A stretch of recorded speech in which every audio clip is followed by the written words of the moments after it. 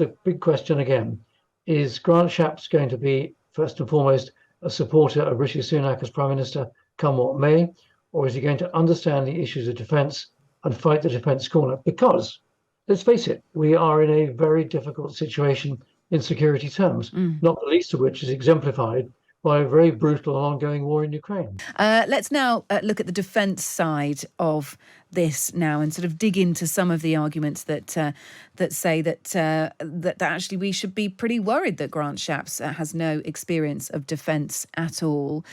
One of the figures who's sort of voiced some concern today, and we'll find out more about this now, is Lord Dannatt, former Chief of the General Staff, the head of the British Army, who joins me now. Good evening, Lord Dannatt. Hello, good evening. Good to join you. Would Grant Shapps have been the name that sprang to your mind when you were debating the options for our new Defence Secretary?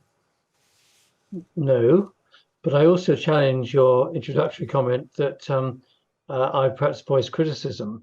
I think where we are is that we've got a new Defence Secretary appointed by the Prime Minister, and that Defence Secretary has huge challenges in front of him. What will be very interesting is to see how he reacts to those challenges. Is he going to be a politician who goes quiet in cabinet on the defence issue in support of the Prime Minister, who has got a whole raft of other issues to deal with?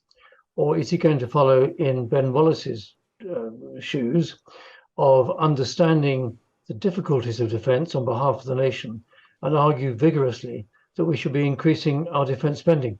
That's where we are. And that's what the jury is out to wait and see. So no criticism from me at the present moment, but a big question, which way is Grant Shapps going to go? So you're not concerned that he's got no defence background at all? That doesn't concern you in terms of him being across the brief, but also having some personal experience of, let's say, the armed forces? Goodness me, no. Why not? Why not, though? Let's just elaborate on that. I always answer a question after you've asked it.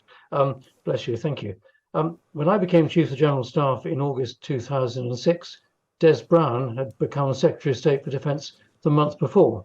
He had come from being Chief Secretary of the Treasury, the bean counter, if you like, in the Treasury, and he had no background at all in defence.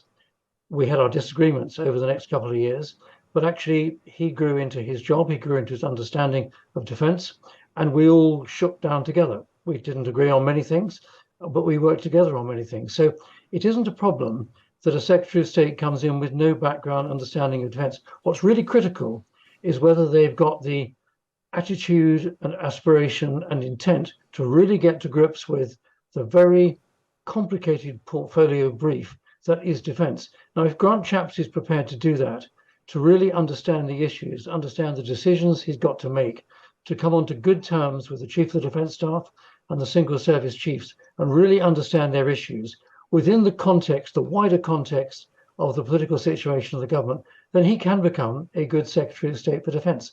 But if he chooses to close his mind to the defence issues and just go with the political agenda of the day, then we're in trouble. Has the fact that he's pals, that he's a great advocate of Rishi Sunak, has that helped his case? I'm not saying that it's the only reason he's got the job, but, you know, do we need to be honest about the fact that he is clearly an ally of Rishi Sunak? Well, in the dying days, probably, of this Conservative government, I think Rishi Sunak needs to have as many allies as he can gather into the cabinet in order to help make the case for the Conservative government. If we reflect back to when Grant Shapps was Transport Secretary, particularly during the days of the pandemic, he was all over the media as the smooth voice of the government, answering questions and talking on issues that were not part of his portfolio. So he is a trusted media person on the airwaves, clearly a supporter of Rishi Sunak.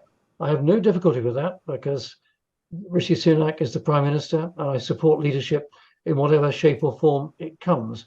But here comes the big question again. Is Grant Shapps going to be, first and foremost, a supporter of Rishi Sunak as Prime Minister, come what may? Or is he going to understand the issues of defence and fight the defence corner? Because, let's face it, we are in a very difficult situation in security terms, not the least of which is exemplified by a very brutal and ongoing war in Ukraine. Yeah, and there are also threats from China as well. There's a huge cybersecurity threat across the board that we need to be incredibly vigilant of. How much do defence secretaries actually play a part when it comes to, let's say, these sort of senior heads within the armed forces, the Navy, the RAF, the Army? How much does the Defence Secretary interact with those positions? And actually, will the sort of, senior figures in our military, will they be too bothered who the Defence Secretary is? They just want to be able to get on with their job. Well, of course they want to get on with their jobs, but they can only get on with their jobs within the overall political context. And therefore, it's really important that, in particular, in the way that things have developed over the last 10, 15, 20 years or so, that the Secretary of State for Defence gets on really well with the Chief of the Defence Staff.